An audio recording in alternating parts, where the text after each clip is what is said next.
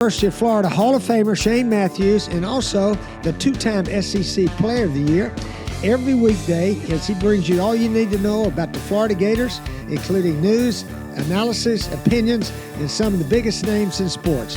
You can find him on Spotify, Apple Podcasts, Google Podcasts, or wherever you listen to your favorite podcasts. Or you can watch him live at 8 a.m. on Facebook, YouTube, or Twitter.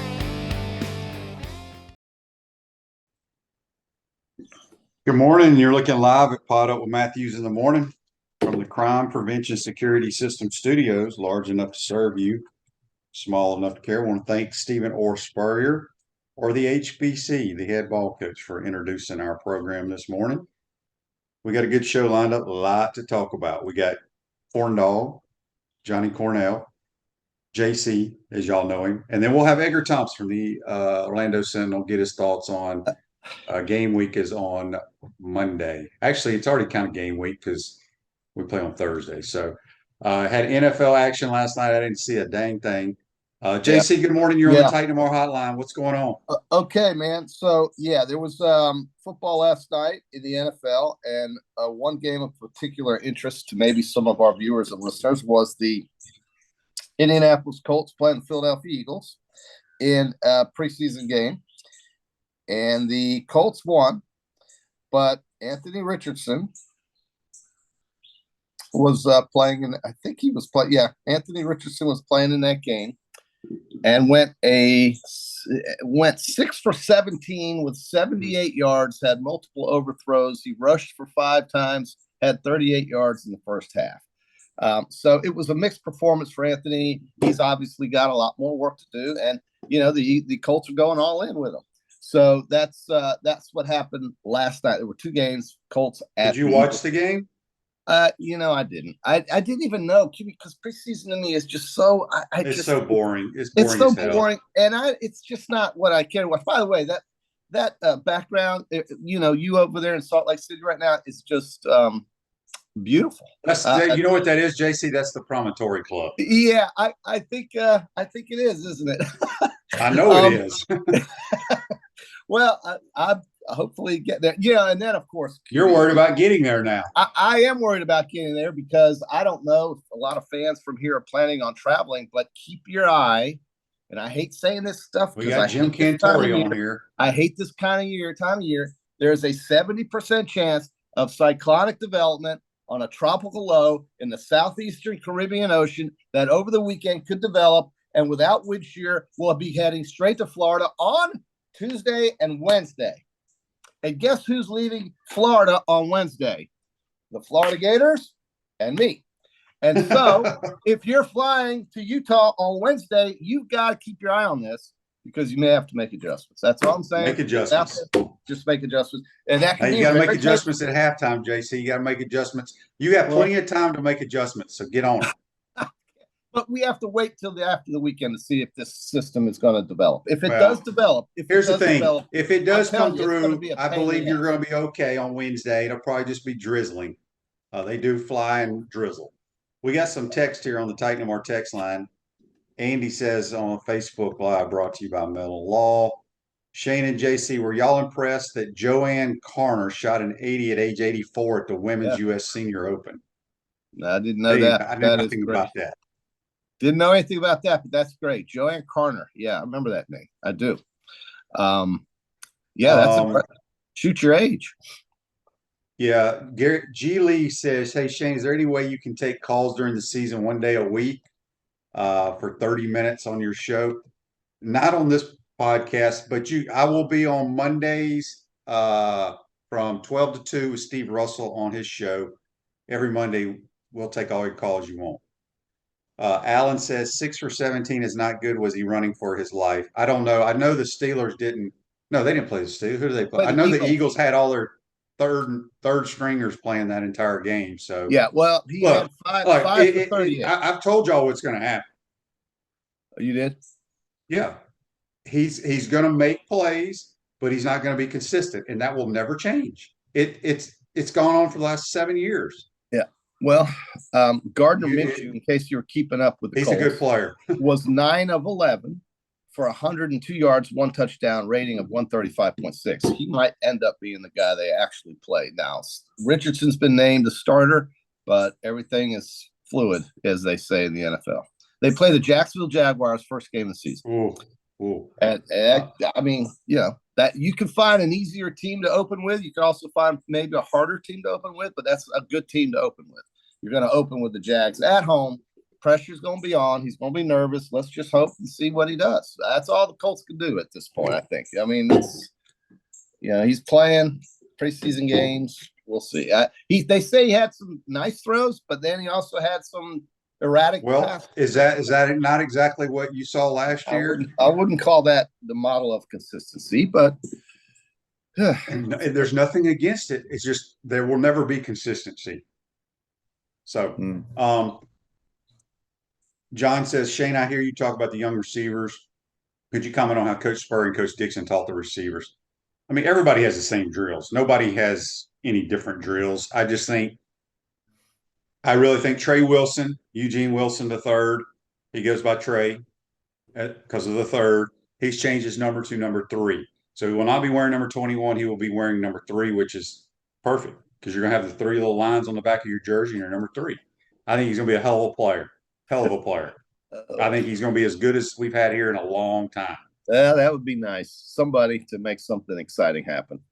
It'd be great. I'm just looking for somebody to be a playmaker. Just be a playmaker. They're going to have some playmakers for sure. I want playmakers. Andrew on YouTube says, Happy Friday, QB. I hope all my blue-collar boys have a good weekend. I don't know what that's supposed to mean. We're going to do our Peachland Dental picks here shortly, but we got more text on the Titan Mark text line. This is from Dan. He says, Hi, Shane. I'm here sitting watching the Colts versus the Eagles preseason. I just had a hard time agreeing with their decision to start Richardson for the year. Minshew is lighting it up. Let Minshew take the reins for the season. Let Richardson develop. Look at the stats. No brainer. Well, again, the Eagles played their third and fourth. I don't even think they played their backups. So Gardner played against the same kind of guy. Look, Gardner's a better quarterback. He could throw the football. He came out he threw for 1,000,000 yards in Mississippi, ended up playing a bunch of different schools, ended up at Washington State in a pass-happy offense. He is a really good player. He's just not the prototypical size and all that stuff. But he's smart, he's accurate, anticipates, all the things I talk about on this program that you have to do in that league. That coach brought him from Philadelphia. I mean, he wanted him on the roster. He said, look, I don't need to go looking for a quarterback. I have one here in Philadelphia. Come with me. And so that's what the kid did. He also played for East Carolina. I think he was everywhere. He was Washington State. Yeah. But the thing is, he's smart. He understands offenses, but he's a flat-out thrower of the football. QB, did you watch any of that? Did you watch any of that golf yesterday and watch Scotty Scheffler? No, I was gone all day yesterday, and good gracious, Colin Morikawa shot 9 under. I saw that. Yeah. So now everything's evened up. They gave Scheffler a 2-stroke lead to start the day, and he made a triple bogey. How about this? 226-yard par 3 over water onto an island green. I mean, you ever play anything like that? Say that one more time. I was reading this text. 226-yard par 3 over water onto an island green. Well, not I don't know about that, but at Adina, that's what he did. Adina has like a 240-yard par 3 off that cliff. Yeah, after the par 5 that's 747 yards. Yep, I remember that one. But Sheff hit it in the water left on. This was number 15, made triple. But having said all that, he's only one back. You got Hovland. Geez, what a couple of weeks this guy's having. Bradley, Morikawa, Scheffler. We didn't really do any picks for this for some reason. Well, you couldn't. The other day because you can't because of the stroke advantages. I get that. But now everything's kind of evened up. Yeah, and everybody's kind of packed in there at the top because Scheffler didn't go away from the field. Well, speaking of the Tour Championship, we'll go ahead and get to This Day in Sports, brought to you by Campus USA Credit Union. Put some star power to work in your financial life with Campus USA Credit Union. 2019 Tour Championship, same golf course, East Lake. Roy McIlroy, who withdrew yesterday because of a back issue. He won by 4 strokes over the X-Man, Xander Schauffele, and he won a cool $15 million. Is it still 15 mils? Is it going up for this? Yeah, I mean, yeah, I don't know. Anyway, that's brought to you by Campus USA Credit Union. So the discussion also yesterday got down to the Ryder Cup selections that Zach Johnson's going to have to make. He's got to pick 6 players.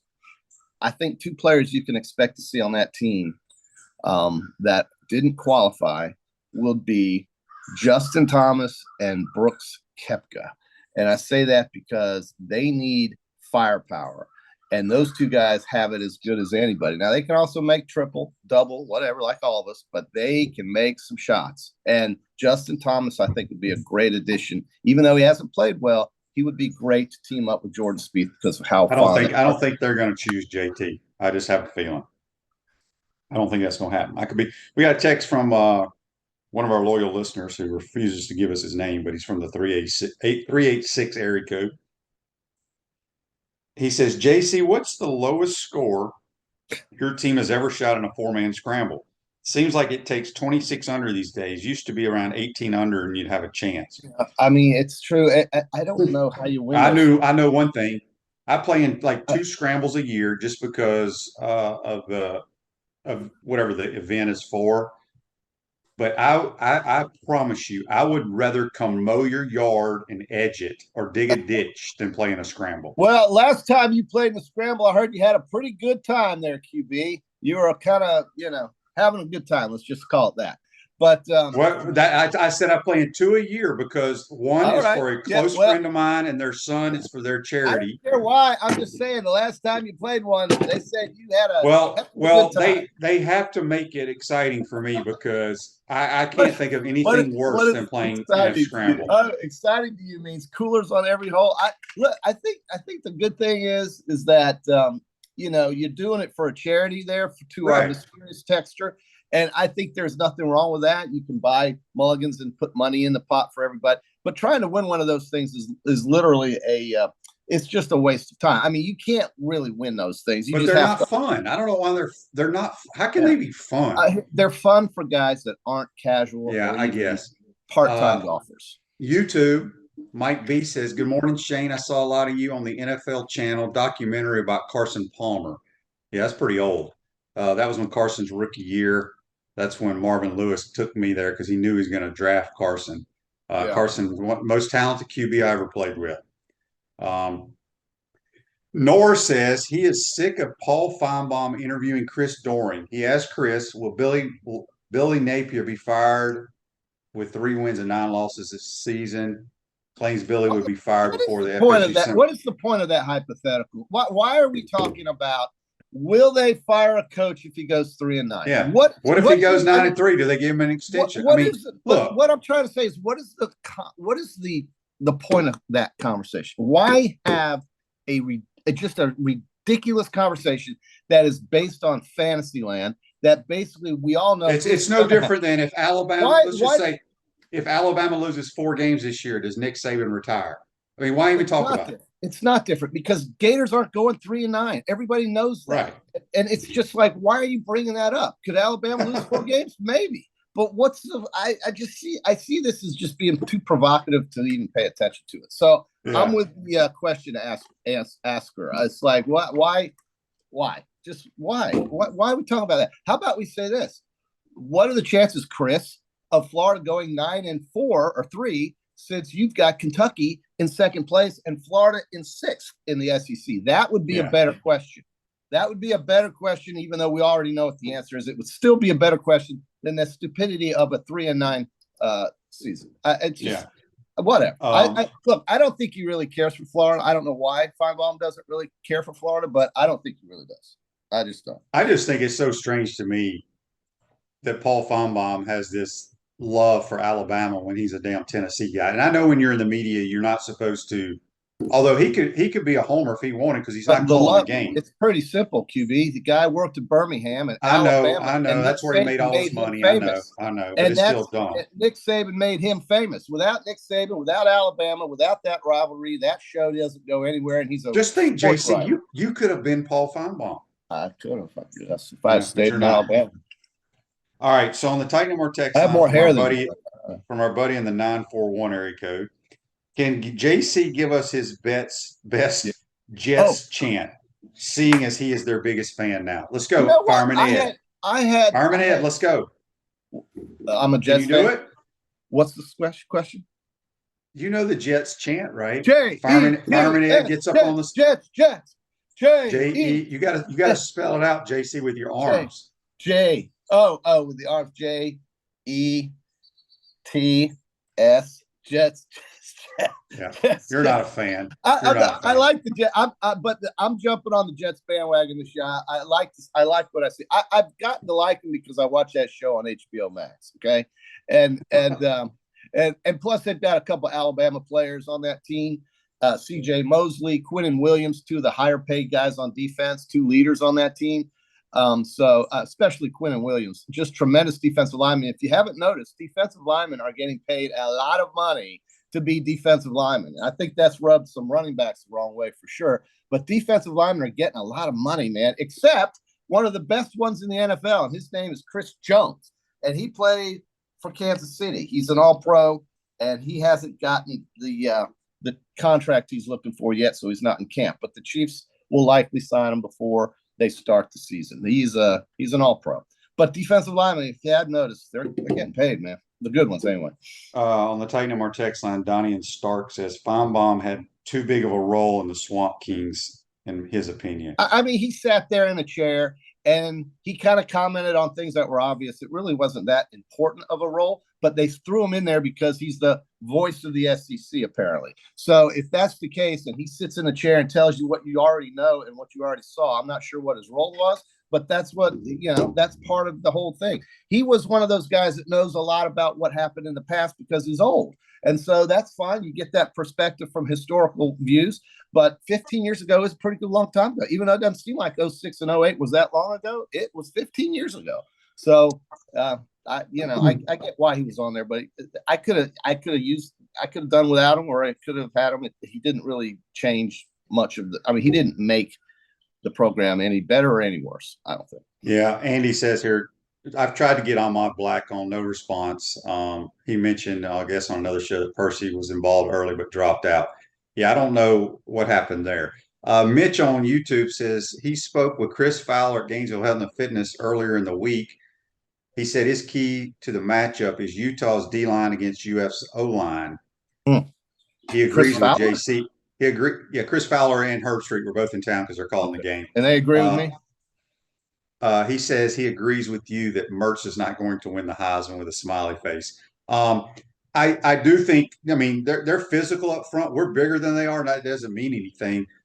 I think the key to the entire game is how the Gator front seven.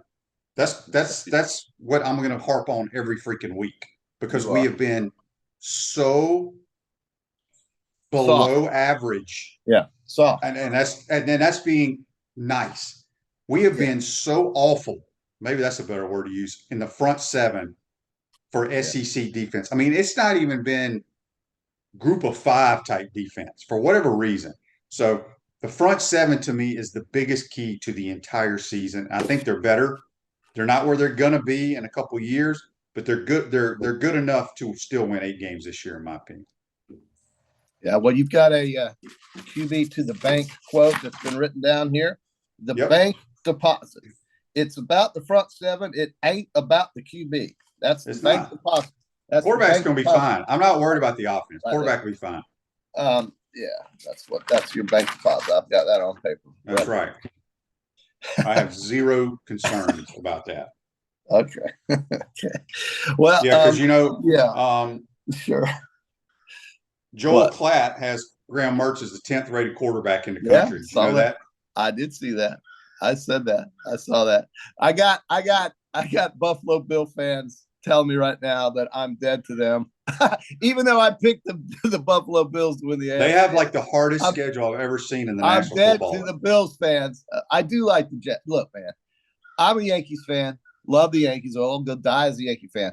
The Jets have always been my New York football team. And not that I care too much whether they win or lose, but if they win, I'm happy. I don't care about the Giants. I'm not. If I lived in New York, I would be Jets. I would not be a Giants fan. So give me the Jets. Okay, they played in Shea Stadium. True, that's where the Mets played, and the Giants played in Yankee Stadium. True, that's in the old days. Though I wasn't born then, so or if I was, I didn't know that any better. But yeah, I'm a Jets guy. But I picked Buffalo to win the damn AFC, Bills fan. So I mean, I can't be that dead to you. I picked the damn Bills. So I don't know. I mean, the Chiefs, they've had the run. They've owned the Bills, but I picked the Bills this time. I maybe it's stupid. I could be wrong. Couple of texts before we get to our Peachland Dental picks.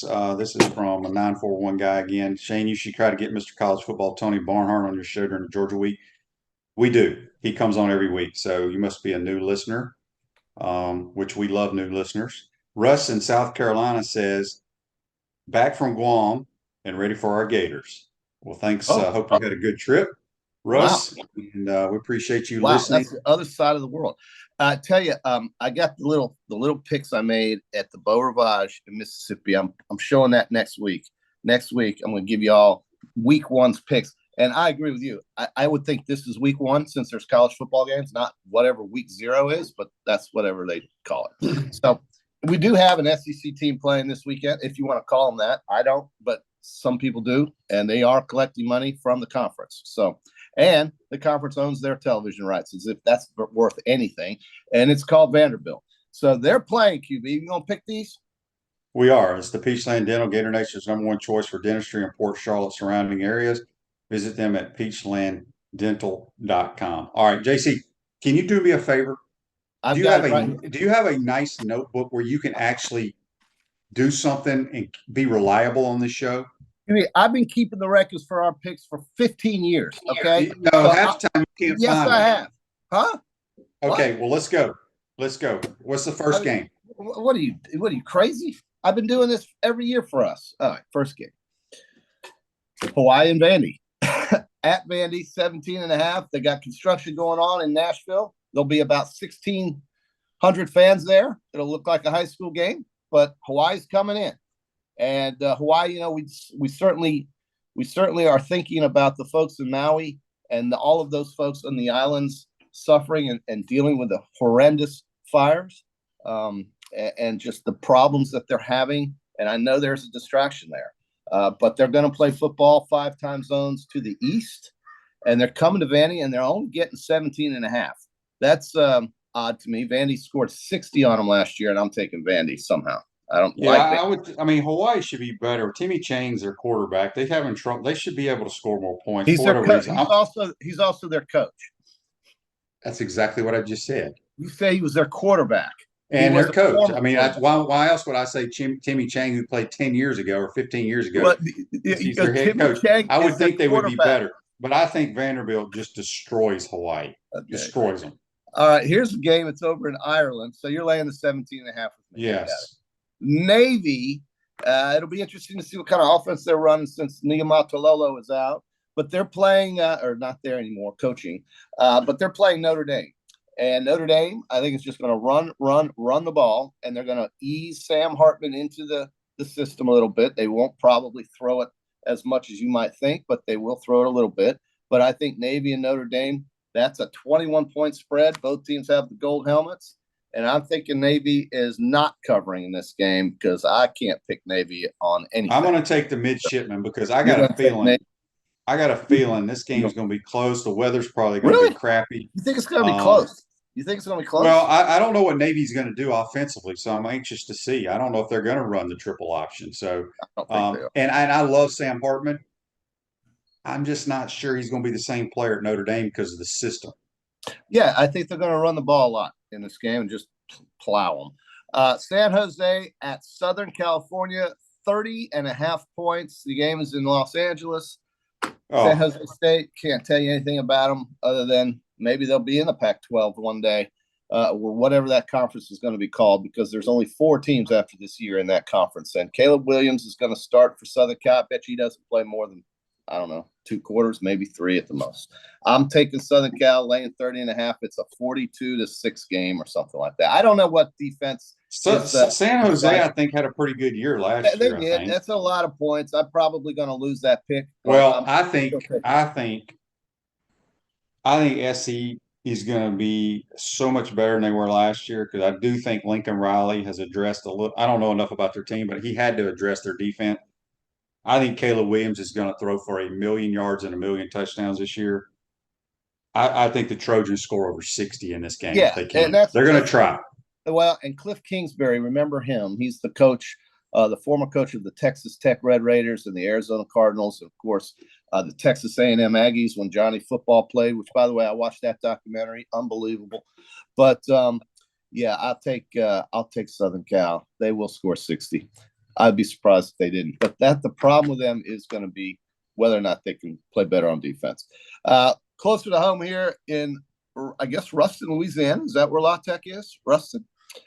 Florida International, which still somehow has a football program, is at La Tech. And I'm going to take La Tech laying 11 points in this game. I'm taking all these favorites. I like La Tech too. I think they're a better team. I think FIU stinks. Yeah.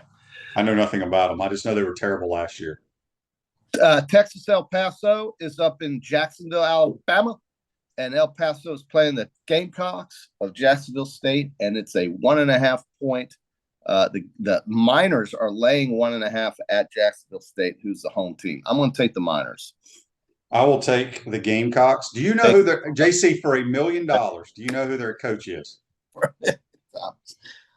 Jacksonville State. I don't offhand. Sorry, no. Rich Rodriguez. Okay. Wow, he's still in the business. Amazing. Yeah. UMass at New Mexico. New Mexico -7. Who knows? Give me New Mexico at home. Lobos. I like New Mexico State. Jerry Keel. They went to a bowl game, I think, last year. He was that longtime coach. He started at Northern Illinois, went to Minnesota. He used to have the seizure, so had to get away from it. He's a very good football coach. New Mexico State. New Mexico. Take the Aggies. Am I mistaken there? I said the Lobos. Is it the Aggies? It's the Aggies. The Lobos would be the University of New Mexico. That is correct, and you're right. And I will go with the Aggies as well. They play in Las Cruces, and they are laying 7. Okay. Final game, MAC team, Ohio at San Diego State. I'm taking San Diego State out west in San Diego on their home little stadium. This, too, could be one day a Pac-12 team. But I like San Diego State in this game. Laying 2.5. Well, I'm just going to make it interesting for Dwayne Dixon, a former wide receiver coach, been in Ohio forever. They have a pretty good quarterback. I think he's back. I'll go with the Bobcats in the upset. All right. And that would be our first slate of games for 2023. And then, of course, next week, Florida and Utah on Thursday, August 31st. And there are actually, on that day, the Gators play Utah. There is 4, 5, 6, 7, 8, 9, 10, 11 games on that Thursday. And then there's a bunch of games on Friday. And then we get started on Saturday with the rest of the world. So we are in it. Its season has started. It's time to go. So, yeah. Tight Amar text line from Billy. He says the Jags will kill the Colts. Well, as a Jag season ticket holder, I'm all in on that text. Thank you, Billy. Let's go, Jags. Where's that game at? It's up in Indianapolis. Yeah. Jags home opener is the following week. I think it's September 17th against Patrick Mahomes and some team that wears red. So, what do we have any idea, JC? Because I know you're following it. Jonathan Taylor, where's he going to end up? So he's still on the Colts roster. They said they have no intentions of letting him go, but he is not playing in the preseason. He is not yet. He's still property of the Colts. I don't know why. I mean, he's one of those running backs that has just shown disdain for the way they feel they're being treated by the owners. And that's just the pay rate scale that running backs are getting in the NFL today. And I don't really know when Derrick Henry is getting 13 million, Kamara is getting 15 maybe, and Barkley's getting almost 11. That's all. That's it. I mean, those are the three, right? Those are three running backs that you could say are considered the best in the league, and that's just the best they're going to get. You're not going to get what they get. Josh Jacobs is the best, is one of the best in the leagues as well, but he's not signing his franchise tag either. The Raiders are not going to remove that tag. I don't know how it ends up, but that's Jonathan Taylor world right now. So that's the story. JC, are those condos or houses, are they safe when you tee off?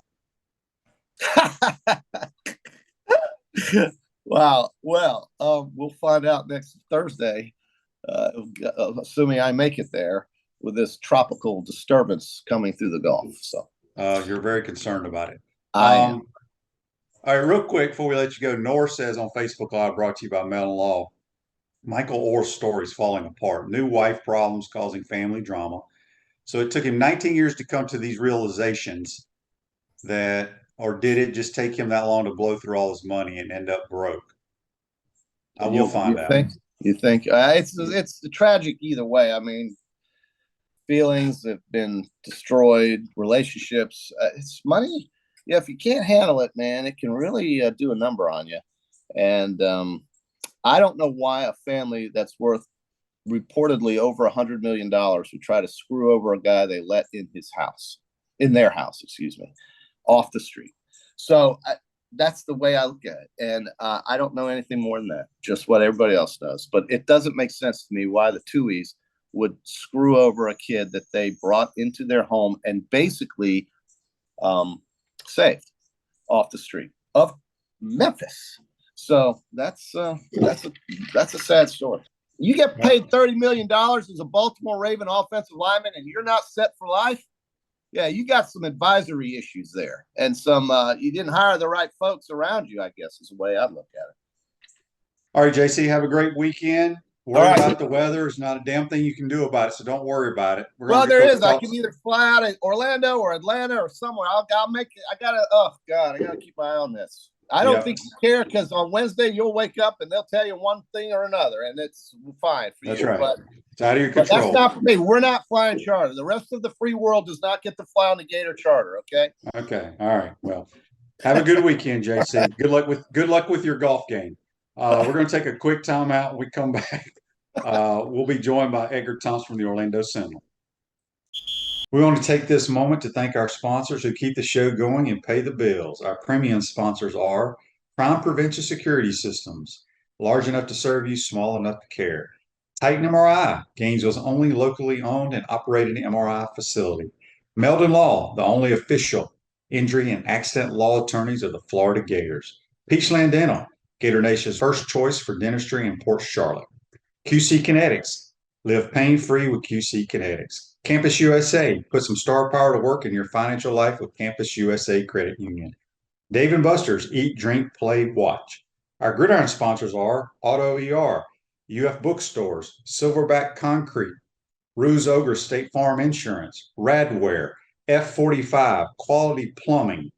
Our touchdown sponsors are Adams Ribs, Gator Dominoes, Celebrate Primary Care, Gator Bait Media, Okido America, Style Cuts, Ironwood Golf Course, Big Mills Cheesesteak, McDonald's of Gainesville, 84 Lumber, Dowling Signs, Baker's Sporting Goods, Silver Q Billiards and Sports Bar, Cornerstone Financial Group. If you're interested in promoting your business on the show, call Freddie at 352-284-3733. If you like what we're doing here, make sure to follow us and support the businesses that support us. Attention all Gator fans, Meldon Law is giving away a chance to experience the Florida-Georgia game like never before. 2-night stay at the Hilton on the River, dinner at Ruth Chris Steakhouse, 2 premium tickets to the game, and a football signed by Coach Billy Napier, and much more. Go to the Meldon Law Facebook page and look for the VIP experience for 2. Good luck and go Gators!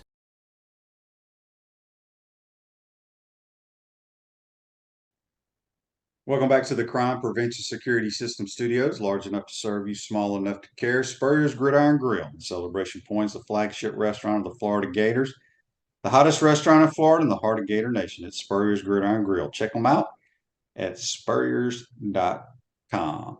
We're going to head to the Titan MRI Hotline, MRI Hotline, and we're going to be joined by Orlando Sentinel's Edgar Thompson, who is Did Billy Napier tell you to shave your beard? What's going on? Just trying to get a little more discipline.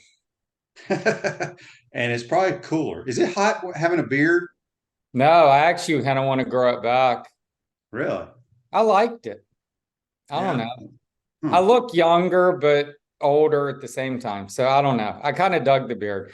But no, I shaved it off, just trying to get a little more serious here. Yeah. All right, real quick, 31M Burr on YouTube asked me where would I rank Trevor Lawrence among QBs in the National Football League. I think he's pretty damn good. I don't have the list in front of me, but I would say he might be in my top 10. I think he's top 10. I'd have to really think about it, but yeah, he would be up there. All right, Edgar, it's been game week. It was started game week a couple of days ago, but the Gators will be playing Thursday night. Anything new for our listeners? Obviously, we know that we've lost a couple of players due to knee injuries, but other than that, the Gators seem pretty healthy going in this game. Just we get Billy at 11:45, man. And hopefully he gives us some updates. I mean, Kingsley was banged up. That would be huge if he's available. I don't know if he is or isn't, but it was Zach Goodall reported that he was banged up and he didn't practice. So I don't know where his status is at. You got Xander's got something going on all camp. I mean, he's a important blocker. I don't know that you want to throw him the ball a whole lot. I mean, wasn't very dynamic there, but he can block and he's a veteran. And let's see who else. There's one other key guy. Who am I forgetting? Shamar James. We got to see how that knee is. I mean, look, doing drills and all that, but when you're getting a 310-pound guard putting a load on you and you got to bow up, I don't know where he's at there. I think these guys are probably going to be fine. I mean, I don't know about Kingsley. I think Shamar is going to be okay, but a little rusty maybe. They're going to have to be on point, man. I don't care. People are like, "Oh, Cam Rising going to play, and second string guys hurt. They're going to win." Aaron Murray's trying to tell me that on the radio the other day. They'll be favored if that's the case. I guess they got like a defensive front that is stout, man. And we'll find out this could be a slobber knocker. This might not be like a dynamic football game like the one last year. We'll see if that's the case with Rising. And he won't be able to run like he could last year. I don't think there's any way they play that kid. I really don't. They probably don't. They're getting Utah at the right time, I'll say that. I'm just saying, think, oh, yeah, they're going to fly 2,000 miles with 4 dozen plus new players, play at 4,000 plus feet. People want to act like that's not a thing.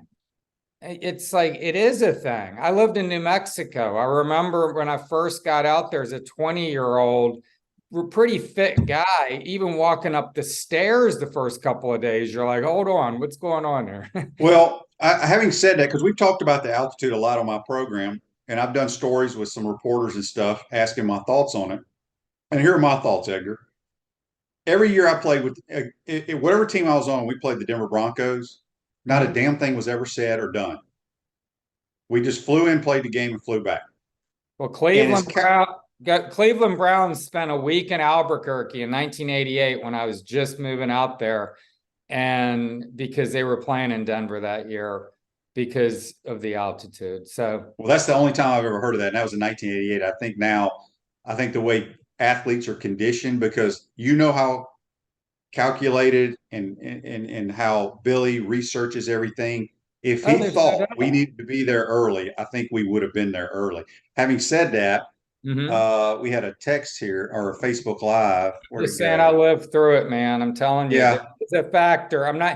If you're 375-pound Cam Jackson, who should be like 355, or you're that guy, you might 5 less snaps, maybe. I don't know. Yeah, it can matter. It's probably going to do something. I'm just going by my playing days. It wasn't even mentioned. Well, I don't think it's going to affect Ricky Pearsall. Yeah, he'll get his second win like that. I'm just saying, you get the big uglies and the interior guys and all that. I mean, you need them. You need them fresh by the fourth quarter, because this is a fourth quarter game. You got to expect. Yeah, I agree with you. The entire game is going to be determined in the front seven on both sides of the ball. That's the key to the Gator football team, is the front seven on defense. No doubt. Reggie says, do you think y'all will leave a day early since we have a storm heading our way and should be in Tampa by Tuesday? I don't think they will. What storm? I got to get out. I didn't know this until JC let us know that there's a tropical hurricane or something supposed to hit here Tuesday and Wednesday. Sweet. I'm flying out of Orlando on Wednesday. Yeah, so JC is too, so he's panicking. Andy asked, Edgar, is this the most anticipated game you have covered since you followed the Gators? I mean, to open the season? Yeah, probably. Let me think. I mean, McElwain, the Dallas game against Michigan. But, I didn't have high hopes for that team. I think they started Felipe as a redshirt freshman. It wasn't quite as intriguing, no. So, yeah, I think this is the toughest matchup in week 1 for any team. I think LSU Florida State's the best game, but no team has this big a lift. It's like, I'm telling you, man, you got 53, as you say, new players. I'm not sure if that's why I say 4 dozen plus, because I'm not positive. And you got a new quarterback with a lot to prove. You got a remade offensive line, a remade front seven, a remade back end. The list goes on. I mean, I don't know how many times I got to say this team has a lot of questions and a lot of answers. And then what I was saying, Mark Long and I did our pod a couple of days ago. Biggest question for me is Billy. I need to see better adjustments. I mean, they were not good on the middle 8, right? Nick Delatorre was beating that up last year. The middle 8, last 4, first 4. They were terrible coming out of the locker room. Outscored 103-68. That's coaching to me. And we got Austin Armstrong now instead of Patrick Toney here. So I think that's encouraging. But there was a lot of operational things with Billy, timeouts, going for it, this and that. I mean, I think the guy's a good football coach, clearly based on his record. Last year there was a lot of head scratching, man. And it wasn't just Anthony Richardson. So I think we got to see, there's a lot to see and a lot to sort out this season, and they're going to get hit in the mouth in week 1, unlike a lot of teams in this country. I mean, this is the year you want to be opening up with Elon at home. Yeah, a lot of people are talking about Miami opening up against Florida back in the day, but Edgar wasn't covering the Gators. It's when he was covering. What was that, 87 or something? Yeah. Chris says folks on other podcasts are pointing to you for hyping Mertz up. Look, I think he's a very good player. I don't care what he did at Wisconsin. I like Joel Klatt a lot, and we all know Joel Klatt ranked him as the 10th best quarterback in America this year. Did he? Wow. He's fundamentally sound. He's smart. So anyway, we'll see. I feel like I can look at quarterbacks and I have a good pulse on them. Speaking of quarterbacks, we got a text from George in Bloomington, Indiana. He says, Edgar, I want your thoughts on, and I'm not sure if you watched Anthony Richardson last night, but he looked the same player as he did at Florida. I didn't watch, honestly. I mean, I'm up to my eyeballs. I got Daytona this weekend. I was right until 10 o'clock last night. So I got it. Yeah. And I got this big Ricky Pearsall piece running Sunday that I got to write like the minute I hang up. I'll tell you a great story, promote this piece for a sec. And then I want to get back to Billy because I want to hear your thoughts because you got a lot more insight there than I. But is Ricky Pearsall, I spoke to his mother. And, everyone always talks to the dad, and I'm trying to get Rick. We'll see if I do. But his mom was wonderful. She gave birth to Ricky Pearsall on the bathroom floor of their house. Oh, dear Lord. It's incredible. I got this great little angle that he inherited her toughness and his dad's dependable hands because his dad was a fireman and shows up 5 minutes before and delivers the baby. So she's on the floor and he's like catching the baby. I mean, it's like incredible. And they're really bonded. He's one of 4 kids, but all sisters. He was raised basically by 4 women. And he's a good dude, man. When you see him, he was interacting with a special needs guy the other day over at the facility. He seems like a really good guy. And he's busting his ass. He's really good. Billy Napier the other day said he's bigger than you think, he's faster than you think, and he gets open. So if Mertz can deliver the football, Ricky's going to be available. He could have a huge year if Graham is good.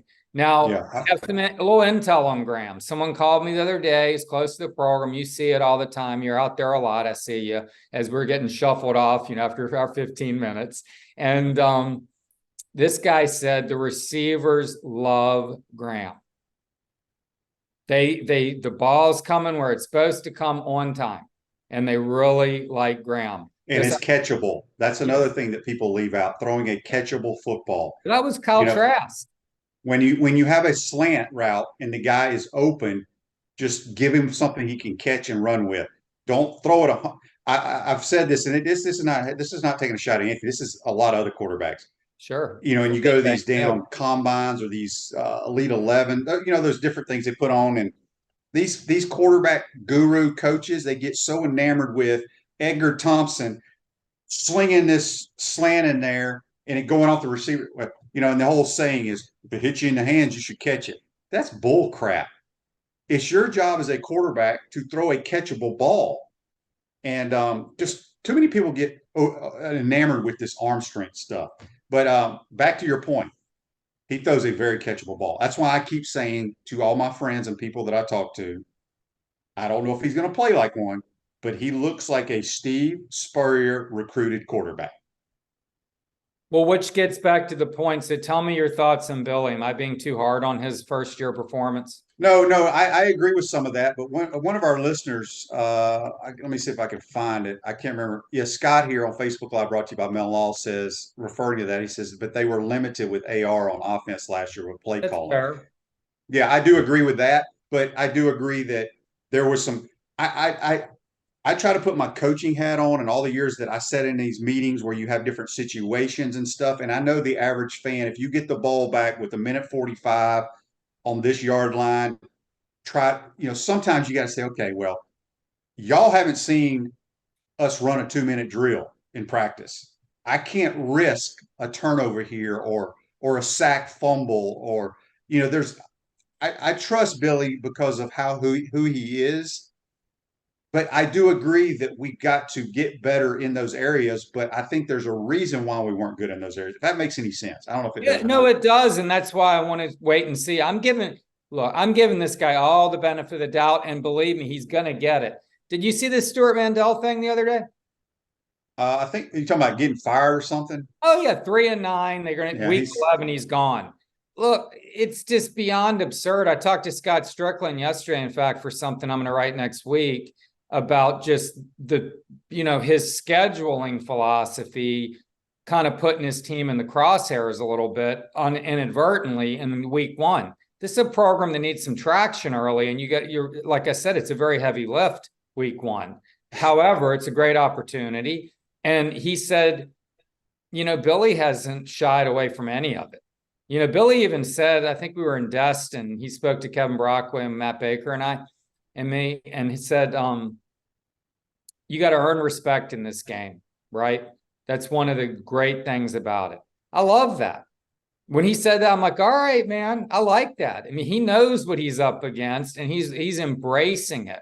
But, you got to produce. He knows. Yeah, Scott Strickland is going to give him years. This is not like he's got years of runway here. Yeah. Ruse Ogre State Farm Office is a team of dedicated insurance professionals ready to help life go right with the right insurance options for you and your family. Visit ogreinsurance.com. Give them a call at 352-240-1779. Also want to give a shout out to one of our new sponsors, F45, over in Celebration Point. You ever done any of those workouts? They told me to come try them. I'm a little old, but I may try them in a couple of weeks. I'm too old. I'm trying to get healthy here. I don't need to go get hurt in a CrossFit scenario. Those things, that's a young man's game. But you were about to say, Shane, I was talking about the Strickland and the long runway. You were about to say, and I kind of talked over you. He's not going anywhere for years. No. He's got several years. It doesn't matter what happens. But I think if you look at the front part of the schedule, and again, I'm picking 8 or 9 wins. They beat Utah. Mm-hmm. I think they could end up being like 6-0 at some point. Right there, because I think Utah's a better football team than Tennessee, personally. The program's more established. Kyle Whittingham's good, man. He's a very good coach, but I got a question. I know you've been there a long time, but if your backup quarterback is probably going to have to be the starter for week 1, why in the hell are you letting him get hit in a practice? I just don't understand that. Very good point. This rising thing, it's obviously the story of the game, right? I mean, what's the biggest storyline? What's the biggest storyline for the Gators for you?